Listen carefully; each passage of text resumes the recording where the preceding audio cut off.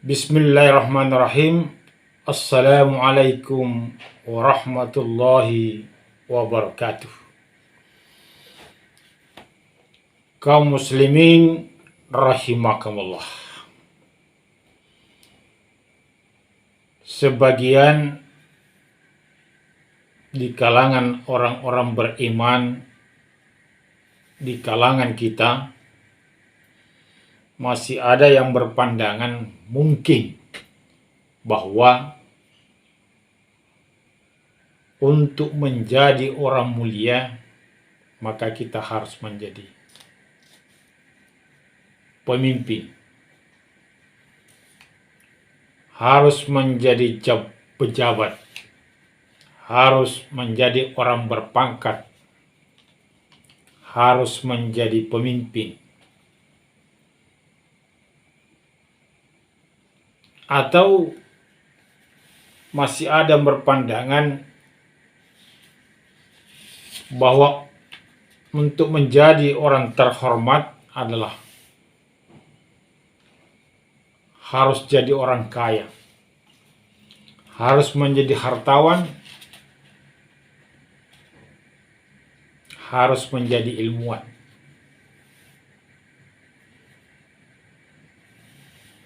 Barangkali pandangan yang seperti ini adalah satu pandangan yang keliru. Karena banyak orang menjadi pejabat, menjadi penguasa, menjadi pemimpin, toh dia tidak menjadi manusia mulia dalam pandangan Allah Subhanahu wa Ta'ala. Ada orang kaya, punya harta yang banyak, tapi dalam pandangan Allah dia bukan orang yang terhormat. Banyak contoh dalam sejarah. Contoh Fir'aun laknatullah. Kaya raya, penguasa, pemimpin, punya jabatan tertinggi, bahkan mengaku Tuhan. Kalau dalam pandangan Allah tidak menjadi mulia. Malah dia termasuk manusia yang dilaknat oleh Allah Subhanahu wa Ta'ala. Raja Namrud sudah menjadi pemimpin, kaya raya, punya kekuasaan, tapi dia tidak bisa menjadi orang yang mulia dalam pandangan Allah Subhanahu wa Ta'ala.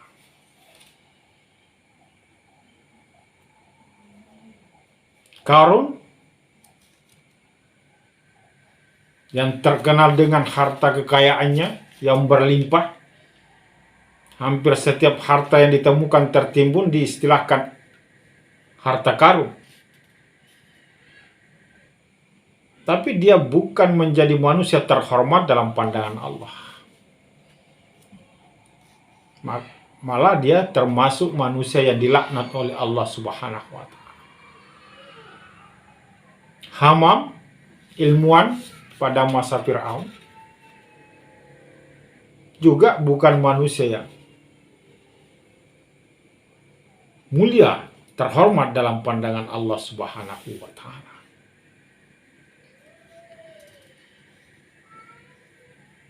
Maka untuk menjadi manusia yang mulia, menjadi manusia terhormat dalam pandangan Allah Subhanahu wa Ta'ala, bukanlah menjadi pejabat, bukanlah menjadi pimpinan, penguasa, menjadi orang kaya.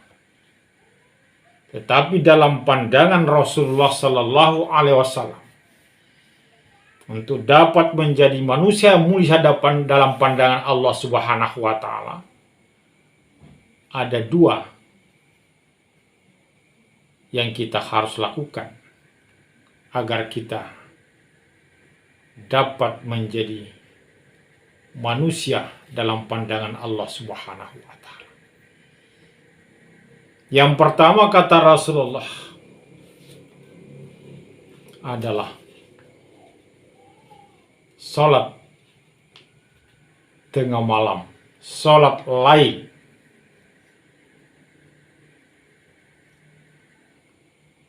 Yang kedua adalah jangan menjadi manusia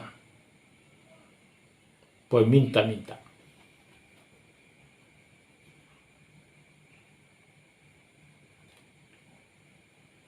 Dua hal inilah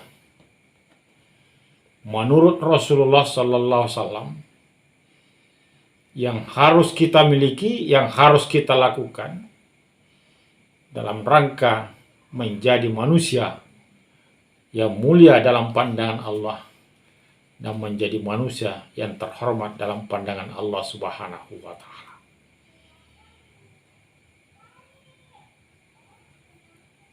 Salat lain pengertiannya bahwa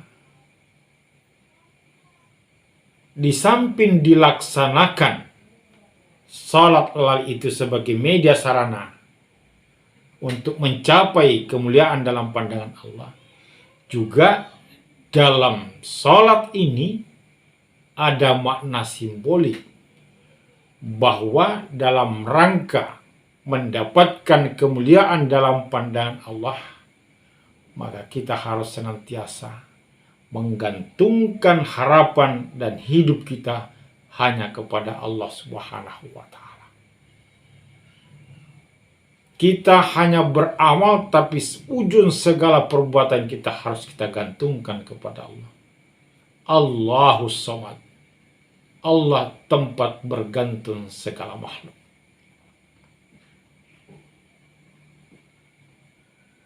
Jadi salat lain di samping secara tekstual bermakna kita laksanakan, tegakkan, dirikan secara fisik. Tapi di balik pelaksanaan itu ada makna bahwa untuk menjadi mulia dalam pandangan Allah, senantiasalah kita menggantungkan harapan kita dalam melaksanakan segala aktivitas kita hanya kepada Allah Subhanahu wa Ta'ala. Tidak boleh menggantungkan kepada yang lain. Dan dalam Al-Quran ditegaskan bahwa orang yang salat lain itu akan mendapatkan maqaman mahmudah, derajat yang terpuji, akan mendapatkan tingkatan kemuliaan. Inilah yang pertama kata Rasulullah dalam rangka meraih kemuliaan dalam pandangan Allah. Jadi bukan harus menjadi pejabat, harus menjadi pemimpin, harus menjadi orang kaya, harus menjadi punya jabatan dan lain sebagainya. Tetapi bagaimana salat lain dijadikan media, sarana, jalan untuk mendapatkan kemuliaan Allah Subhanahu wa Ta'ala. Yang kedua kata Rasulullah Sallallahu Alaihi Wasallam, janganlah menjadi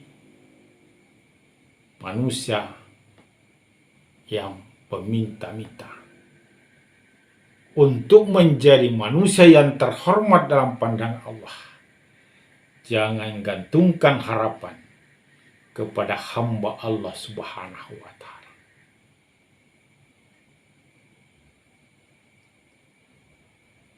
Jangan menjadi tangan di bawah, tapi berusahalah, berdirilah di atas kaki sendiri. Berusaha sambil berdoa dan menggantungkan harapan kepada Allah Subhanahu wa Ta'ala.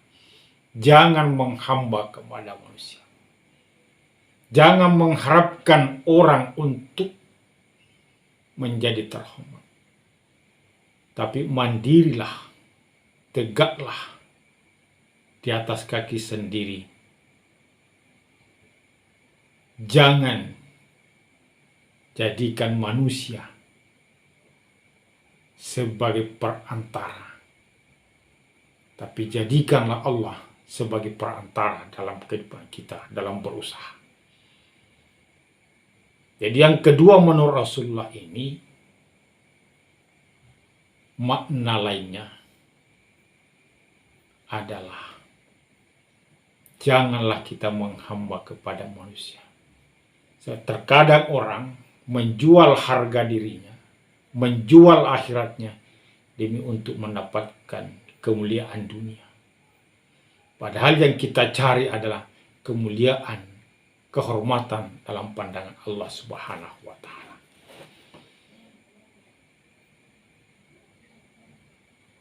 Hadis ini diriwayatkan oleh Imam Baihaqi dari Jabir bahwa Rasulullah mengatakan bahwa ketahuilah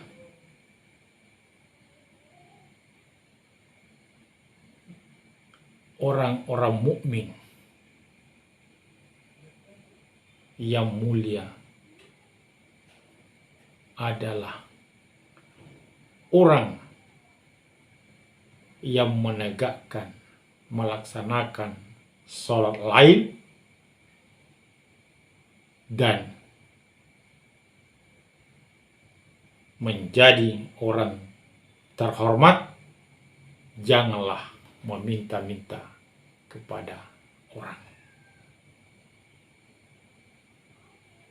Jadi kesimpulannya, untuk menjadi orang yang mulia, untuk menjadi orang terhormat, bukanlah menjadi orang kaya, bukanlah harus menjadi pejabat, menjadi pemimpin, dan lain sebagainya. Tetapi dalam pandangan Rasulullah SAW, untuk menjadi manusia yang mulia dalam pandangan Allah dan terhormat dalam pandangan Allah adalah dengan menegakkan, mendirikan sholat lail dan jangan menjadi peminta-minta pada orang. Demikian, mudah-mudahan ada manfaatnya. Wabillahi taufik wal hidayah. Wassalamualaikum warahmatullahi wabarakatuh.